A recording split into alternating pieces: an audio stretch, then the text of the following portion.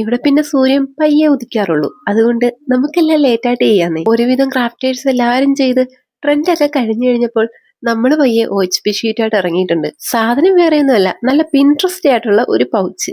Almost എല്ലാ ക്രാഫ്റ്റേഴ്സും ചെയ്തു കഴിഞ്ഞ സാധനമാണിത്.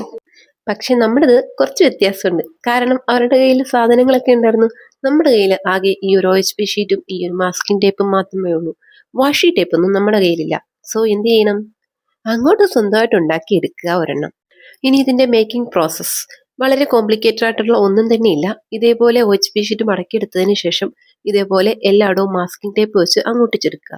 ഇനി അതിനുശേഷമാണ് നമ്മൾ പറഞ്ഞ ആ ഒരു ടാസ്ക്, ഹാൻഡ് മെയ്ഡ് വാഷി ടേപ്പ്. പക്ഷേ ഇവിടെ ഞാനൊരു മണ്ടത്തരം കാണിച്ചോ എന്ന് ചോദിച്ചാൽ ലുക്ക് ബേസ് ഒരു മണ്ടത്തരമാണെന്ന് തോന്നിയാലും പക്ഷേ നമ്മൾ യൂസ് ചെയ്യുന്നതിന്റെ ബേസ് വെച്ച് നോക്കുമ്പോൾ മണ്ടത്തരമല്ല എന്നും തോന്നും. എന്തായാലും മണ്ടത്തരമാണോ എന്ന് നോക്കിയിട്ട് നിങ്ങൾ പറയണേ. ഞാൻ ഈ വാഷി ടേപ്പ് ആദ്യം വെച്ചങ്ങ് ഒട്ടിച്ചാൽ മതിയായിരുന്നു, ഈ ഒരു മാസ്കിംഗ് ടേപ്പ് വെക്കേണ്ടിയിരുന്നില്ല എന്ന് ഒട്ടിച്ചു കഴിഞ്ഞപ്പോൾ എനിക്ക് തോന്നി. കാരണം എല്ലാം ഒട്ടിച്ചു കഴിഞ്ഞപ്പോൾ നമ്മുടെ മാസ്കിംഗ് ടേപ്പേ പുറത്തേക്ക് തള്ളി നിൽപ്പുണ്ട്, പുറമേ കാണാനും പറ്റുന്നുണ്ട്. നമ്മുടെ വാഷി ടേപ്പിന്റെ വലിപ്പം ഇച്ചിരി കുറഞ്ഞു പോയി. കുറച്ചുകൂടെ വീതി ഉണ്ടായിരുന്നെങ്കിൽ കറക്റ്റായിട്ട് കവർ ചെയ്യായിരുന്നു. പക്ഷേ നേരിട്ട് വാഷി ടേപ്പ് ഒട്ടിച്ചിരുന്നെങ്കിലോ, ചിലപ്പോൾ നമ്മുടെ പേന ഉള്ളിലേക്ക് ഇടുമ്പോഴേക്കും 4 സൈഡും തുറന്ന് OHP ഷീറ്റ് വീണ്ടും ഒരു പേപ്പറായിട്ട് മാറും. ഇനി മണ്ടത്തരമാണോ അതോ ബുദ്ധിപരമായിട്ട് ചെയ്തതാണോ എന്ന് നിങ്ങൾ പറ. എന്തായാലും നമ്മുടെ കയ്യിലുള്ള കുറച്ച് സ്റ്റിക്കേഴ്സ് വെച്ചിട്ട് ഇതൊന്ന് അലങ്കരിച്ചെടുക്കുക. ഇനിയിപ്പോ നമ്മുടെ പൗച്ച് റെഡി ആയിട്ടുണ്ട്.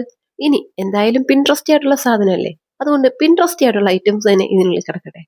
എന്തായാലും സാധനം ഇഷ്ടപ്പെട്ടിട്ടുണ്ടെങ്കിൽ ഒന്ന് ട്രൈ ചെയ്ത് നോക്കണം. നമ്മുടെ സാധനം ഇഷ്ടപ്പെട്ടിട്ടുണ്ടെങ്കിൽ ലൈക്ക് മറക്കണ്ട. ബൈ.